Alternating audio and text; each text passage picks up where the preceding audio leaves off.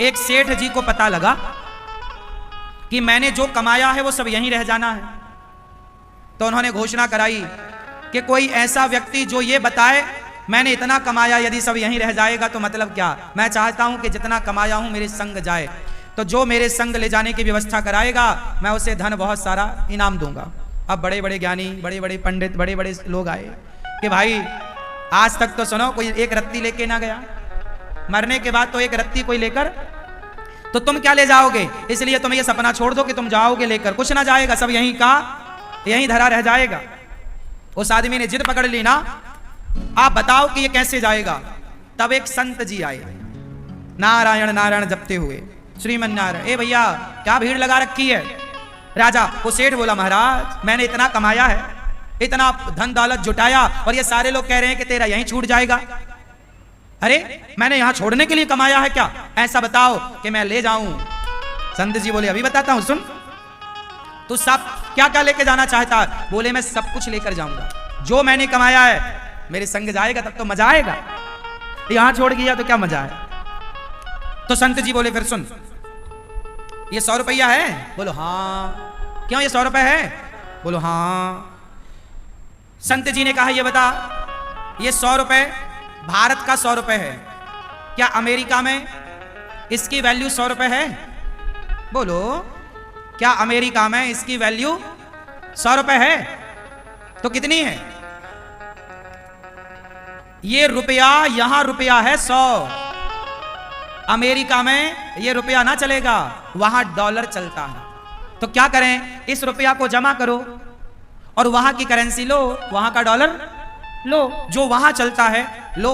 संत जी ने कहा, सेठ जी जब भारत का रुपया भारत के बाहर नहीं चलता तो भारत की संपत्ति भारत के बाहर ईश्वर के घर कैसे चलेगी। और सुन, तू ले जाना चाहता है तो चलेगी, जाएगी, पर कैसे। जैसे रुपए को हमने डॉलर में कन्वर्ट कराया, रुपए को किस में कन्वर्ट कराया, डॉलर में, उसी तरह तू अपनी जितनी दौलत लेकर जाना चाहता है उस संपत्ति को पुण्य में कन्वर्ट करा ले, पुण्य में लगा। जब तू अपनी दौलत किसी भूखे के भोजन में, भूखे की भूख मिटाने, प्यासे की प्यास मिटाने, किसी बेसहारा को सहारा देने, किसी के सिर पे छाया नहीं तो छाया देने में, जब तू सेवा में सब खर्च करेगा तो जितना तूने खर्च किया है वो सब का सब उससे बढ़कर तुझे वहां प्राप्त होगा, वो तेरे संग चलेगा, वो तेरे संग चलेगा। तो आप लोग भी कुछ धन दौलत, कुछ संपत्ति संग ले जाना चाहते हो तो आप भी कुछ पुण्य कर लो, क्योंकि पुण्य ही संग जाएगा।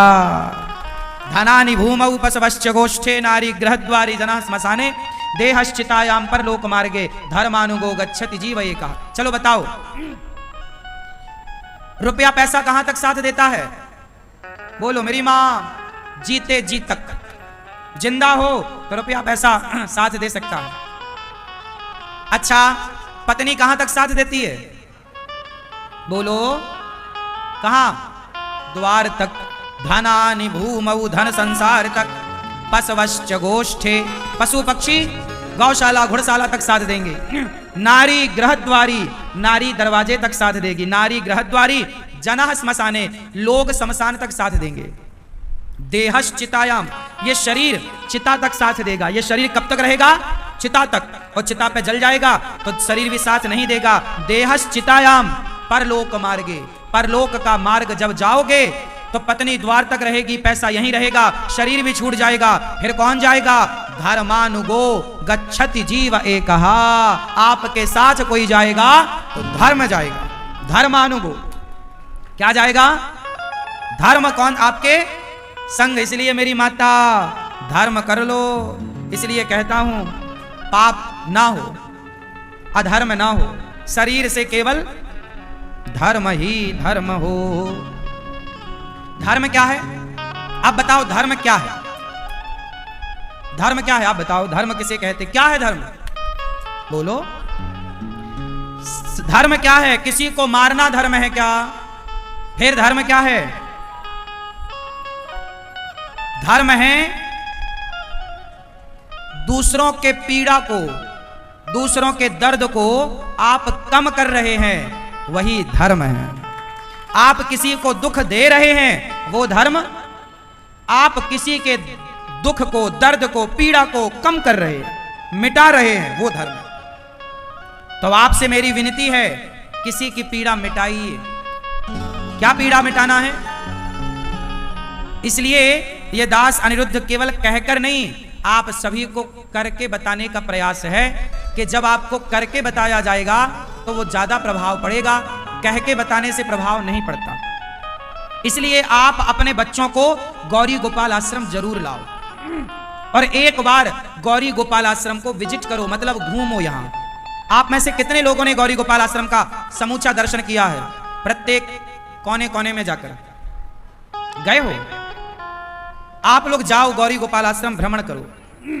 सामने वाला जो आश्रम है वहां जाना, वृद्ध माताएं रहती हैं, यहां भी वृद्ध माताएं रहती हैं, यहां भी वृद्ध माएं हैं, सामने वृद्ध माएं हैं। आप सवेरे आओ, यहां सवेरे संतों की भीड़ मिलती है आपको। जानते हो वो भीड़ काहे के लिए होती है? यहां सभी संत आते हैं, यहां गौरी गोपाल अन्न क्षेत्र बंटता है, सबको अन्न दान किया जाता है, सबको पेट भर भोजन कराया जाता है। वाह! जब आपकी रोटियां संत खाएंगे तो वो संत खाकर आपको क्या देंगे? आपके पास देने को रोटी है, आप रोटी दीजिए। संत के पास पुण्य है, वो जाप करेगा मंत्र का और वो पुण्य पा करके आपकी ओर कि भाई तुम ये पुण्य ले लो। इसलिए शास्त्रों ने कहा है कि दानम दुर्गति नाशनम। सुनो, मैंने बहुत पहले चिड़िया की कथा सुनी, कहो तो सुनाओ। सुनो। एक चिड़िया थी और उस चिड़िया का परिवार था, उसका एक अपना चिड़ा भी था, मतलब उसका पति। चिड़ा के साथ रहा करती थी। एक घोंसला था जंगल में, घनघोर जंगल था, कोई आता जाता नहीं। एक सुंदर सा घोंसला बनाया चिड़िया ने और अपने परिवार के साथ, अपने पति, चिड़िया, बच्चों के, उसके छोटे छोटे बच्चे घोंसले में आनंद से रहते।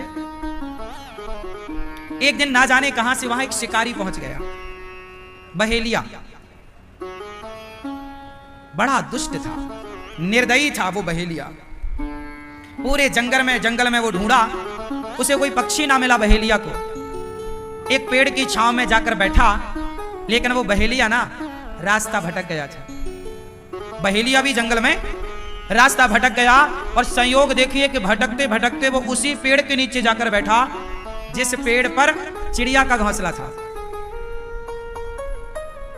जब वो वहां बैठा तो वो भूख चिल्ला रहा था, भूख लगी है, मैं मर जाऊंगा। पर वो जंगल में सुनने वाला कौन था? उसे एक भी पक्षी ना मिला, क्योंकि वो मांसाहारी था, पक्षी मारता, पका के खाता, पर मिला ही नहीं। तो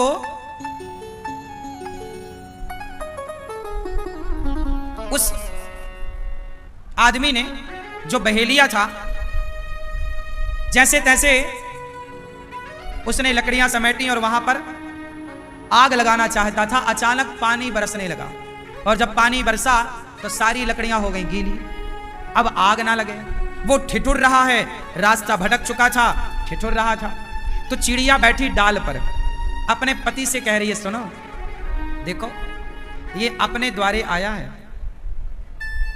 ये अपनी छाया में है और ये ठिठुर रहा है, आग लगाने जा रहा है, लग ही नहीं रही है, सारी लकड़ियां गीली, सारी घास गीली। चिड़िया बोली, अपन अपना घोंसला इसको दे देते हैं। तो चिड़िया ने अपने बच्चों को डाल पर बिठाया और अपने घोंसले को कुतर दिया अपनी चोंच से। तो उसका घोंसला टूटा और नीचे आया। बहेलिया देख के बड़ा खुश, ऊपर देखा तो चिड़िया बैठी और इसने घोंसला पाया सूखा तो तुरंत उसमें आग लगाई। उसके माध्यम से उस लकड़ियों में अब धीरे धीरे आग लग गई और आग लगी तो उसका सर्दी दूर हुई, जान में जान आई। पानी बरस गया था तो पानी पीने का बंदोबस्त तो था, वो पानी पी लिया, पर भूख लगी। कोई अब दूर दूर तक पक्षी नजर नहीं आ रहा है, पर उसी पेड़ पर चिड़िया बैठी है, उसके बच्चे बैठे हैं और उसका पति है। चिड़िया बोली अपने पति से, इसे भूख लगी है और ये हमारा अतिथि है और द्वार पे आया अतिथि, उसे भोजन देना हमारा, तो क्या दें? अब वो बहेलिया भी बार बार चिड़िया को देखे और वो बार बार निशाना लगाए, बार बार निशाना लगाए। उसे लगे कि कहीं चिड़िया उड़ ना जाए, पर वो चिड़िया तो खुद बैठी थी। उसने निशाना लगाया भी, धनुष उठाया, बाण चढ़ाया, उसको लगा ये चिड़िया मर जाएगी तो मेरा बंदोबस्त हो जाएगा। चिड़िया बोली कि ये मेरे द्वार पे आया अतिथि है, इसको भोजन देना चाहिए। तो उसके चिड़ा ने कहा, मतलब चिड़िया के पति ने, कि कैसे भोजन दें, हमारे पास तो कुछ है ही नहीं। चिड़िया बोली ये मांसाहारी तो है, एक काम करती हूं स्वामी आप बच्चों को संभालना, मैं इसका भोजन बन जाती हूं। उसका पति बच्चे तड़प गए, ना ना ना तुम मत जाओ। बच्चे बोले अच्छा हम जाते हैं, हम इसका भोजन बनेंगे।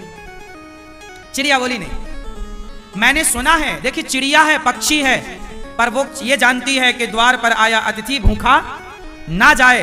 तो चिड़िया बोली आप खुश रहना, मैं। चिड़िया उस जलती हुई आग में अपने से कूद गई, जल गई। वो बहेलिया बड़ा खुश हुआ, उसे लगा कि ये गिर गई, और वो भूंज करके उसे खाया। जब उसकी भूख फिर भी ना मिटी, तो वो छोटे छोटे बच्चे बेचारे वो भी कूद गए। जब बच्चे कूद गए तो उसका पति वो भी कूद गया। पूरा परिवार, उसकी भूख ना मिट रही थी, बच्चे भी खा लिया, भरी भी नहीं। तो उसका जो पति था चिड़िया का, उसको लगा कि मेरी पत्नी ने बलिदान दिया, इसका पेट भरने मेरे बच्चे कूद गए, फिर भी इसका पेट ना भरा, तो फिर मेरी जिम्मेदारी है कि मैं प्रयास करूं इसका पेट भरने में। तो उसका पति, चिड़िया का पति चिड़ा भी कूद गया, और जब उसे खाया तो इसे डकार आई, ये तृप्त हुआ। तभी एक सुंदर सा विमान आता है आकाश मार्ग से, और उस आकाश मार्ग में वो चारों, चिड़िया, उसका पति और उसके दोनों बच्चे, एक सुंदर सा देवताओं की तरह रूप बनाकर, अब वो पक्षी के रूप से मुक्त होकर देवताओं की तरह सुंदर बनकर विमान पर बैठे। तो ये बहेलिया बोला आप कौन? तो पार्षद थे, विमान लेकर आए। उन्होंने कहा कि ये चिड़िया जिसे अभी अभी तूने खाया, ये उसका पति, ये उसके बच्चे। बोले ये सब कहां जा रहे? बोले ये सब वैकुंठ जा रहे हैं। क्यों? बोले इन्होंने पक्षी होकर भी द्वार पे आए अतिथि की सेवा की। जब ये किसी का पेट भरते हैं, तुम पापी हो, तुम तो पापी हो, तुमने हत्या करके जीवों को खाते थे, तो तुम पापी हो, पर भले पापी हो, पर चिड़िया ने तो अपना धर्म निभाया। उसका धर्म है, मेरा धर्म है कि मेरे द्वार पे जो आएगा भोजन कराऊंगा। अब वो पापी है कि पुण्यात्मा, ये भगवान जाने। मेरा तो धर्म है भोजन कराना। तो इन्होंने जब अतिथि का धर्म पूरा किया, गृहस्थ खा, तो देखो बिना जप तप के ये आज भगवान के धाम को दिव्य शरीर पाकर जा रहे हैं। इसका अर्थ ये पुराणों की चर्चा है। इसका मतलब ये हुआ कि आप किसी को भोजन कराते हैं तो उस भोजन कराने से वो व्यक्ति खुश हो ना हो खाकर, पर भगवान जरूर प्रसन्न होंगे उसकी तृप्ति से।